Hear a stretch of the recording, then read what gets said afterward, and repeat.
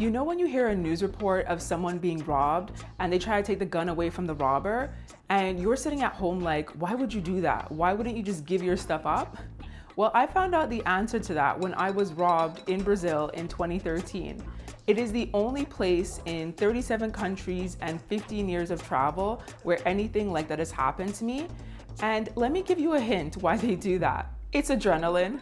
So let's get into this story time.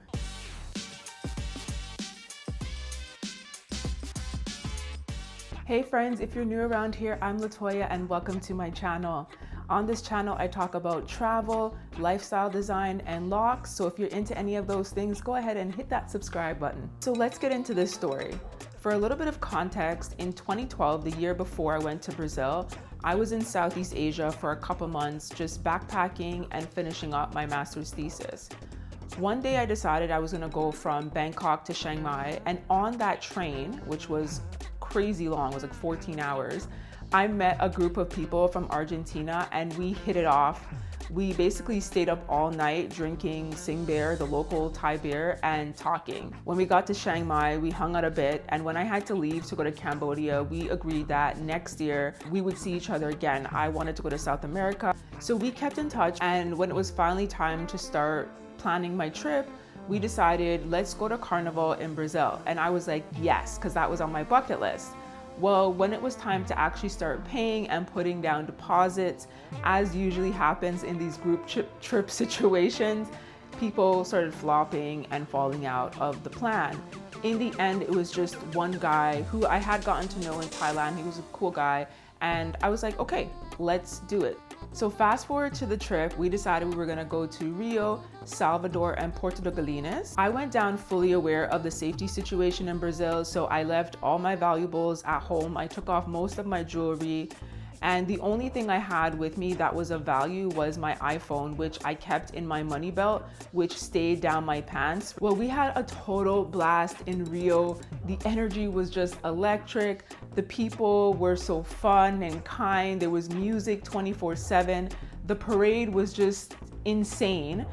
Then it was time to move on to Salvador. Carnival was still on, so we went to a lot of events and parties on the street. It was beautiful. My phone remained down my pants for the whole time. I think by the time we got to Salvador, it was already day 8 or day 9 of the trip, and I had never taken my phone out on the street because I had seen so many things since I had been there. I had seen people get robbed right in front of me.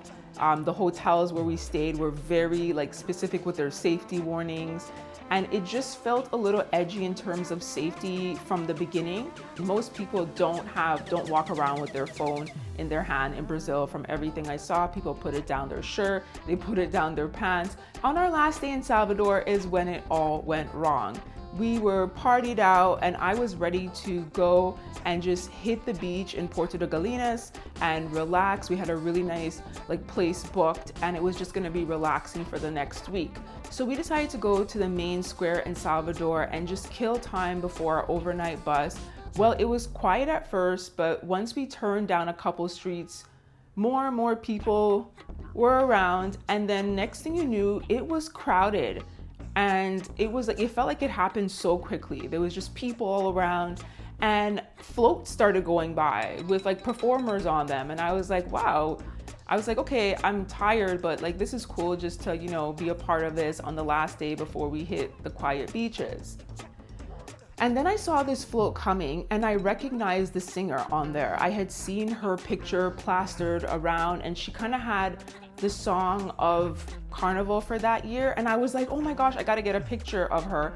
And we had unintentionally ended up being front row to all the floats. So I take out my point and shoot camera, which is the only way I was taking videos and photos for the whole trip. It was a really cheap point and shoot. Of course, I didn't want to use my phone. So this was the thing where I was like, if this gets lost or stolen, I don't care. It's just a cheap, I think it was $100 point and shoot, right? So I take out my point and shoot and I'm trying to take a picture and the lens on the camera jams. So I'm trying to fix it. I'm trying to pull it out, turn it on and off. Nothing is working.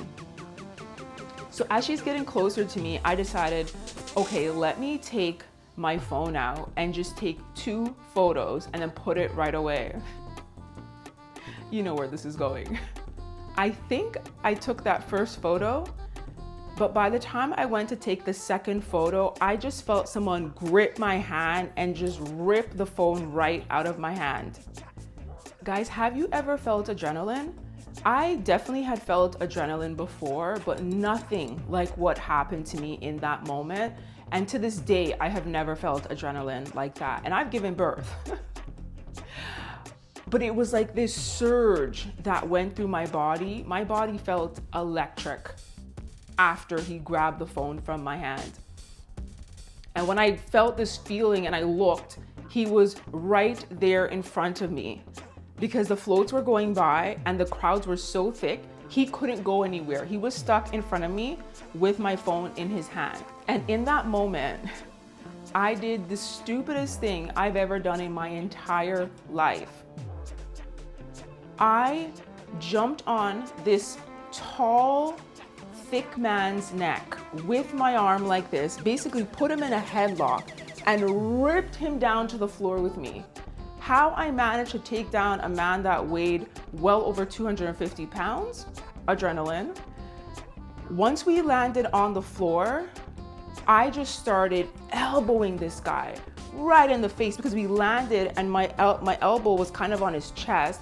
I was on the ground, he was on the ground.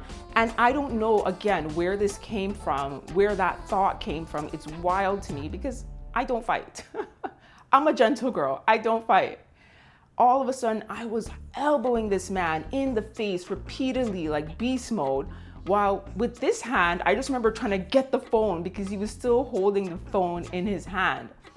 And I think he was stunned because he was just eating the elbows and he wasn't really doing anything to defend himself. He was just moving his hand with the phone so I couldn't get it.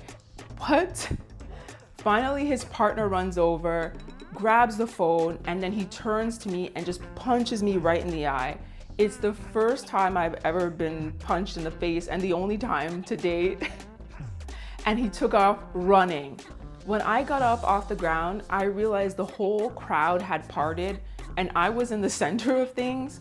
My friend was just standing there and looking at me. He didn't try to intervene, and of course I can kind of understand he was also scared, but he didn't even try to call my name to wake me up out of this whatever I was in. He was just standing there.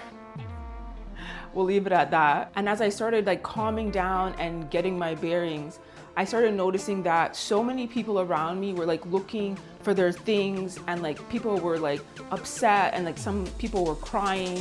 And I realized that everybody around had been robbed, pickpocketed, and my friend too, his phone was gone. So I think they came in, these thieves, in a crowd, a big crowd of them, and they just pickpocketed everybody. And I happened to be the one with my phone in my hands. When I think about how lucky I am that I wasn't shot or even stabbed, because there were so many people around, such heavy crowds, that no ambulance would have been able to come in there. Plus there was no ambulance, no paramedics walking around, or even police. I probably would have bled out on that ground. I am so fortunate and grateful for the way things turned out. And I'm so lucky that I walked away with a bit of trauma and a bruised eye. Couldn't someone have warned me about adrenaline? Of course, I heard about the fight or flight response, but I had never experienced it in real life. So what did I learn from that experience? Firstly, I'm just so much more aware of how adrenaline works and how it really removes logical, rational thinking from people in emergency situations. And I can understand now way better some of these news reports or people's reactions to situations where you're like, why would you do that? And it's because they're not really in control. When adrenaline takes over, there are so many physiological things happening. When I got back home, I remember I did research on how to control an adrenaline reaction. And one thing now that I've incorporated into my life, not necessarily because of that, but just because of all the benefits, is a consciousness towards breathing. Breathing in those kind of situations, taking some deep breaths, can calm you down and allow you to not react in ways that could endanger your life. For me, deep breaths are a part of my daily life. When I feel overwhelmed, stressed, when I just need to relax a little bit, I'm all about the deep breathing. So that's probably what I would lean into next time I'm in a situation like that, and hope that it gets me a better result. Luckily, like I said, I've never faced anything like that again. So that's my story. I know it's totally crazy. We live and we learn, and I have learned a lot since that happened 11 years ago. If you enjoyed this video, give it a thumbs up. Don't forget to subscribe, and see you in the next one. Peace.